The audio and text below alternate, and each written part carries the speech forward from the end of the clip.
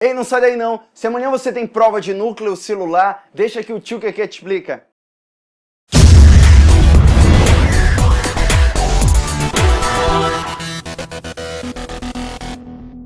Se amanhã você tem prova de núcleo celular, essa é a aula, esse é o momento exato para você estudar. Você que está de madrugada aí, esperando alguma salvação divina para sua prova amanhã, esse é o momento aqui que a gente vai tirar algumas dúvidas bem rápidas para você na sua prova. Os seres que possuem núcleo verdadeiros, eles são chamados de eucariontes. E aqueles que não possuem núcleo verdadeiro, possuem núcleo disperso, eles são chamados de procariontes. Os eucariontes, eles possuem uma membrana nuclear, e essa membrana nuclear, dentro dela podemos encontrar o DNA totalmente organizado. O nome dessa membrana nuclear que envolve todo o DNA, ou seja, o DNA nuclear, ela pode ser chamada de membrana nuclear, envoltório nuclear e também pode ser chamado de carioteca. A carioteca ela não é fechada, ela permite o fluxo de substâncias que podem entrar e podem sair de dentro do núcleo. Dentro do núcleo também podemos encontrar uma bolinha que ela pode ser chamada de nucléolo. Olha essa bolinha que é chamada de nucléolo. O nucléolo, galerinha, ele está relacionado à produção de ribossomo, ou seja, está intimamente ligado à síntese de proteínas, produção de proteínas. Caiu o nucléolo na tua prova, lembra que a célula que tem nucléolo, muito nucléolo, está relacionada à produção de ribossomo, síntese de proteínas. O nosso DNA está dentro do núcleo todo enrolado, todo espiralizado, todo condensado. O nome que a gente dá para o DNA todo enroladinho é chamado de cromatina. Não esquece, o DNA todo enrolado dentro do núcleo é chamado de cromatina. Cromatina ela pode ser dividida em dois. Pode ter o que a gente chama de eucromatina e a heterocromatina. A eucromatina, onde a gente encontra os genes principalmente ativos. Genes é aquele que dá característica para você, cor do teu cabelo, cor dos teus olhos. E a heterocromatina, que está mais condensada, mais enrolada, que é o DNA enrolado, os genes eles não estão tão ativos. Então o que é importante pra gente, os genes que vão estar ativos do DNA, é a eucromatina. Se o teu professor em prova colocar uma célula e fizer algum experimento lá na questão, onde ele cortou a célula, onde ele dividiu um pedaço com núcleo e outro pedaço sem núcleo, é muito simples. Você vai marcar na tua prova que a parte sem núcleo, ela vai se degenerar. E a parte com núcleo, ela vai regenerar a célula inteira. Outra coisa, quando a célula ela vai começar a se dividir, entrar em divisão celular, seja ela mitose, ou seja, dividir em duas, mitose ou meiose,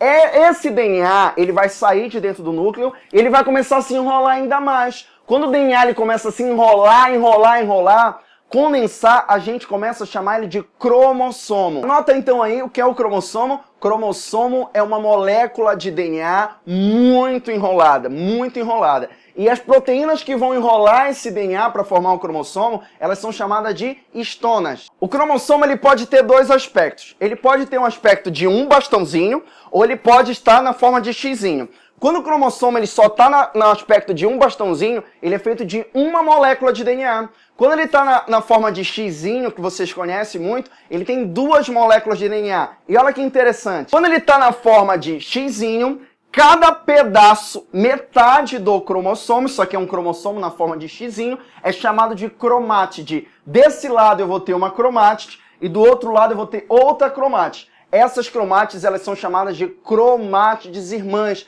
E olha que interessante, se vier em prova, o que está desse lado aqui é idêntico ao que está do outro. Então eu posso dizer que elas são cromátides irmãs gêmeas idênticas. Outra coisa, galerinha, se você quer analisar uma doença como uma síndrome de Down, síndrome de Klinefelter, você pode pegar uma célula humana, levar para o laboratório, estimular a divisão celular. Exemplo, a divisão celular que você vai estudar depois, prófase, metáfase, você vai parar em metáfase e você vai organizar todos os cromossomos. Pergunta de prova, quantos cromossomos a gente tem? A gente tem 46 cromossomos. E esses 46 cromossomos, eles podem ser organizados aos pares. Quantos pares a gente vai ter? 23 pares. Não esquece disso. E cada par, esse que a gente vai organizar muito bonitinho no laboratório, eles são chamados de homólogos. Não esquece disso. Cada par de cromossomo, ele é chamado de homólogo. Os homólogos, eles podem ser organizados de uma maneira muito bonitinha. Então a gente pode ter o par 1,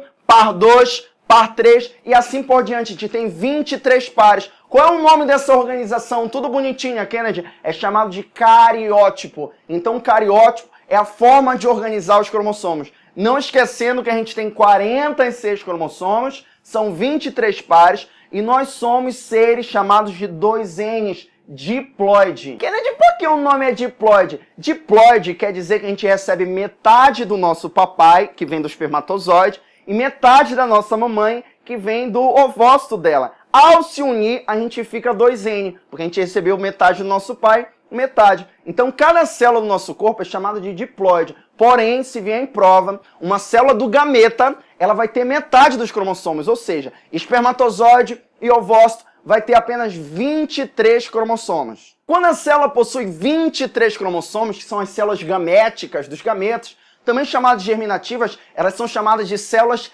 haploides. Não esquece, 23 cromossomos são células haploides. Outra coisa, a partir do cariótipo, que é essa organização dos cromossomos, dá pra gente saber se o indivíduo é do sexo masculino ou sexo feminino. Não esqueça que o indivíduo do sexo feminino tem 2 cromossomos X sexuais, do mesmo tamanho, enquanto que o indivíduo que é do sexo masculino tem um X e o Y. No meu caso, eu tenho um cromossomo X sexual enorme e eu tenho um Y pequenininho. Apesar da mulher ela ter 2X sexuais, um X dela está inativo. A gente considera inativo ou parcialmente inativo. Um X está ativo e o outro está inativo condensado, chamado de cromatina sexual ou corpúsculo de Barr. Então não esquece, uma mulher normal, um X dela está ativo e o outro está na forma de cromatina sexual ou corpúsculo de Barr. O homem, ele só tem um X, o outro sexual dele é o Y.